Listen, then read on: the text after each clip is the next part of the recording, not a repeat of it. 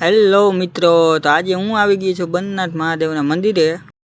આજે આપણે બંધનાથ મહાદેવના મંદિરનો ઇતિહાસ જાણશું। લોકોનું કહેવું છે કે આનો ઇતિહાસ બહુ સારો છે। મહાદેવના દર્શન કરીને આપણે તેમનો ઇતિહાસ જાણીએ મિત્રો।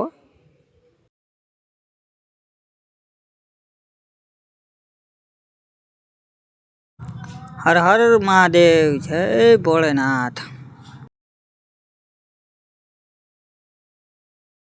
તો મિત્રો આપણે આમના ઇતિહાસની વાત કરીએ તો આ મંદિરની સ્થાપના સ્વયં ભગવાન શ્રી કૃષ્ણે કરી હતી એવું લોકોનું કહેવાનું છે।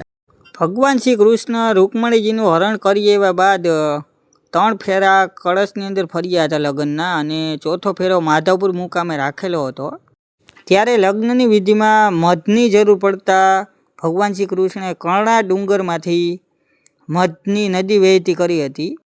તે નદી બંધડા ગામે પહોંચતા ત્યાં એક મધુ દૈત્ય નામનો એક રાક્ષસ રહેતો હતો। તે આ નદીમાં મધપાન કરવા લાગ્યો।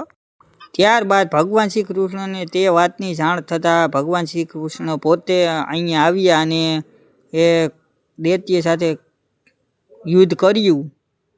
દૈત્યને મારવા છતાં પણ તે જીવિત થઈ જતો હતો। પછી ભગવાન શ્રી કૃષ્ણે તેમના 2 ભાગ કરી નાખ્યા। દૈત્યના શરીરના 2 ભાગ કર્યા બાદ ભગવાન શ્રી કૃષ્ણે મહાદેવની સ્થાપના કરી અને તેનું નામ બંધનાથ મહાદેવ રાખવામાં આવ્યું। મિત્રો, તમને મારો વિડીયો સારો લાગ્યો હોય તો લાઇક, શેર ને સબસ્ક્રાઈબ કરો। મારી ચેનલનું નામ વિનય પરમાર।